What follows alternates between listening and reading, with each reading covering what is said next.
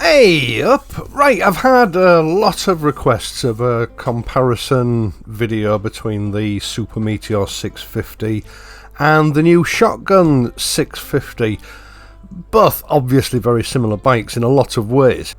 Now, I've reviewed both of these motorcycles over a series of videos in minute detail, so if you look at the top right hand corner of the screen, there's an information button. That will take you to two playlists, one for each of these bikes. This video is a comparison of the two, and spoiler alert, it's not going to be a technical review of either bike, because I've already done that. Motorcycles obviously have to perform a function, they have a utilitarian value to the owner, but people choose to ride motorcycles for a reason, and that reason is immersion. As well as utilitarian need, a motorcycle occupies a sort of romantic or emotive place in the heart of its owner. It's not just pure transport, there's more to it than that. I've often thought to myself that, if my life went completely wrong, I was practically destitute, and the only bike I had at my disposal was a Honda C50, I would love it, because it's still two wheels and an engine. It occupies the same place in my heart as any other motorcycle, just obviously in a different way. It would still be capable of twanging my heartstrings, it would just twang different ones. Now, the Super Meteor and the Shotgun 650s both occupy what I think is the hottest territory in emotive motorcycling. Technically, and I know a lot of inexperienced riders will sort of contest this, they occupy the sweet spot of motorcycling. A 650cc twin with around about 50 brake horsepower at the crank. It's the Goldilocks zone of motorcycling. Not too hot, not too cold, not too hard, not too soft. It's just right. Clearly from the comments and requests that I've received, they're on a lot of people's wish lists. But they need a nudge in the right direction, which one to get. Both bikes run using the same engine. Now, there may be some slight differences in mapping and gearing, but in the greater scheme of things, that means nothing to the rider.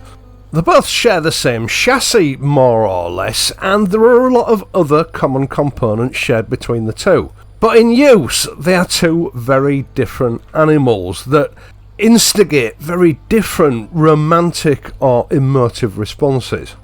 And that's the bit I'm going to try my best to help you with.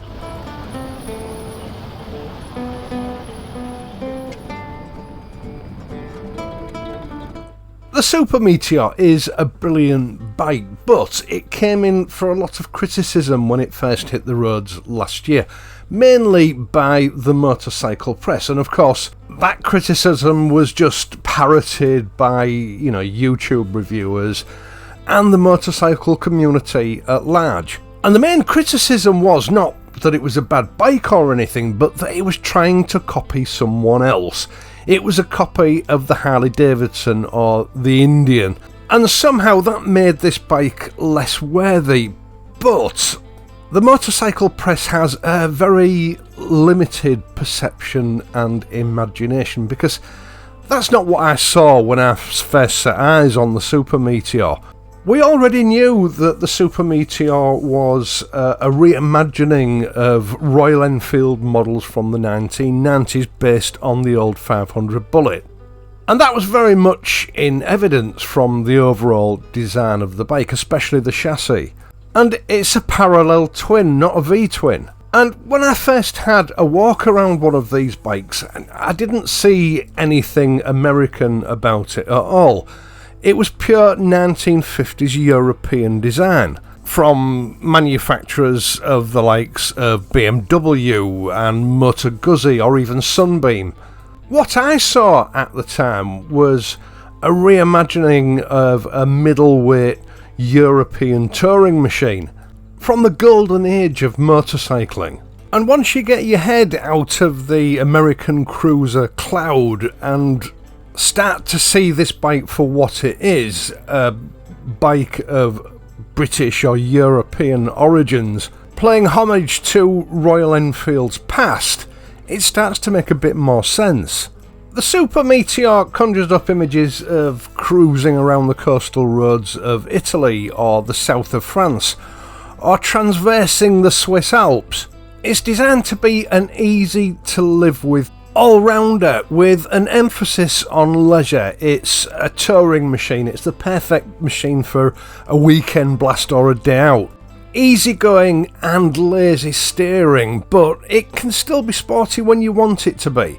The foot-forward riding position is by no means extreme. I didn't particularly like the prospect of riding this bike, but quickly got used to it. It's a standard sit-up and beg sort of riding position with a slight foot-forward riding position, which is still comfortable even at high speeds over long distances. If you really need it to, this bike could cruise all day at 80 to 90 miles an hour, although the rider is going to be more comfortable at between 70 and 80. Without a screen, the wind pressure from this bike isn't obtrusive.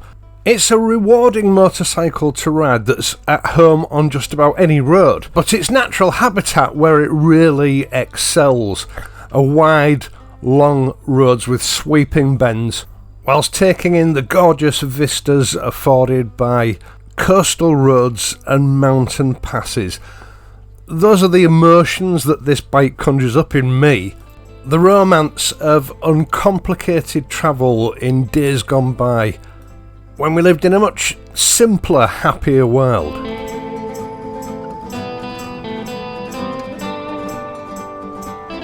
The phrase sports roadster isn't really in the vocabulary of modern motorcycle journalism. It's got to be one thing or another. It's got to be a tourer, or it's got to be an adventure tourer, or a sports bike.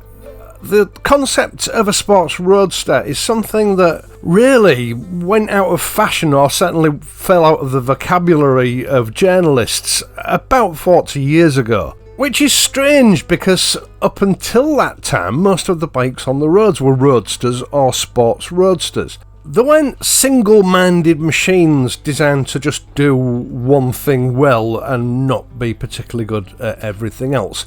They were a proper all-rounder. In essence, the family car of the 1950s. And I think for me, this is what the attraction to modern classics has always been about, because they emulate that class of motorcycle.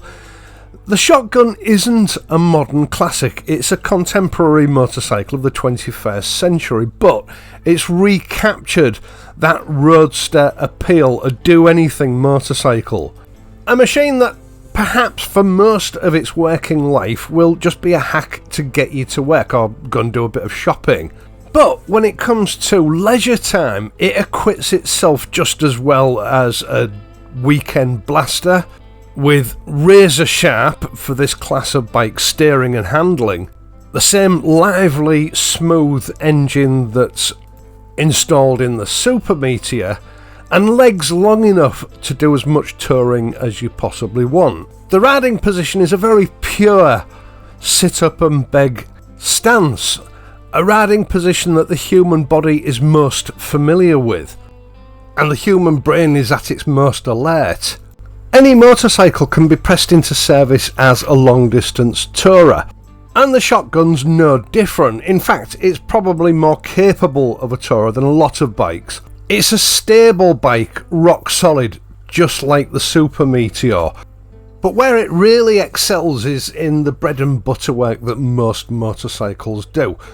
The commute to work, the weekends out with your mates. But the Shotgun 650 is in its element on twisty back roads where it eats sharp bends for breakfast, chews them up and then spits the bits out ready for the next one. It's an enthusiast's motorcycle with an inherent and intuitive stability that I've not come across since my GSX 550 almost 40 years ago. In fact, that's what it most reminds me of. But it's equally at home where you do 90% of your riding on that mundane hack to work through heavy traffic. I think these are the two scenarios that were foremost in the minds of the designers of this bike. The Super Meteor will do this kind of work, lane splitting, sitting in stop-start traffic, but that's not where it excels. And although these kind of roads are not the dream of most motorcyclists, they're a scenario that we try to avoid where we can. For the most part, they are unavoidable. We've all got to go to work or go to the shops or, visit family, whatever. That is 80 to 90% of the riding that we do. And to that end, my personal preference is for the shotgun, but I'm not everybody. The romance of the Super Meteor should never be underestimated. There's no doubt about it, the Super Meteor has been styled with some design cues to appeal to the American market. It's a bike that would be very at home in countries with vast distances between destinations. Whereas on the shotgun, you do very much feel as though you're sitting on it. With the Super Meteor, you feel as though you're sitting in it. A comfortable riding position for gobbling up miles. Ideal for the United States, Canada, Australia, but that doesn't mean that it's irrelevant for the UK market. At the end of the day, it all depends on what emotion you want to pull from your motorcycling experience. The shotgun, though, is a motorcycle for a completely different psyche. It reminds me of the bikes I rode as a youngster, classed as roadsters, but later on became the sports bikes that we know now. It's the Swiss Army knife of the Royal Enfield range.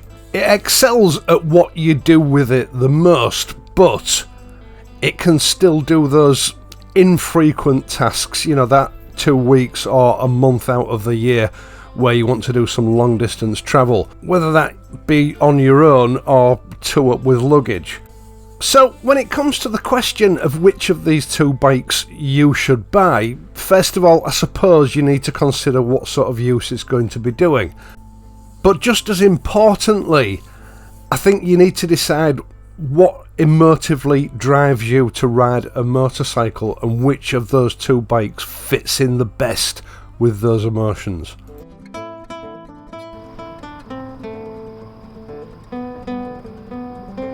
Now, I fear that all I might have done is muddied the waters for some people, but it's like I've said so many times on this channel over the years, if you just want practical transport, you buy a cheap car. But your choice of motorcycle isn't necessarily about which bike is technically best for your needs. It's about which bike speaks to your soul. And no spec sheet or motorcycle review can tell you which one that is. It's a private choice for you and you only. I think when it comes to choosing a motorcycle, you've got to allow your heart to rule your head, not the other way around. Right, once again, thank you so much for taking the time to watch this and my other videos, and in doing so helping to support this channel. I really do appreciate it. I'd also appreciate it if you would leave a like and subscribe to the channel if you're not already a subscriber. Now, 70% of the people that watch my videos are not subscribed, so hit the subscribe button and ensure that your notifications are enabled on your channel so that YouTube will let you know whenever I upload a new video. You can also help the channel out in other ways via my Patreon page or via the super thanks button down below. Either way, it's much appreciated. I am of course going to be back next week, so until then, if you're riding, please ride safely and I'll see you soon.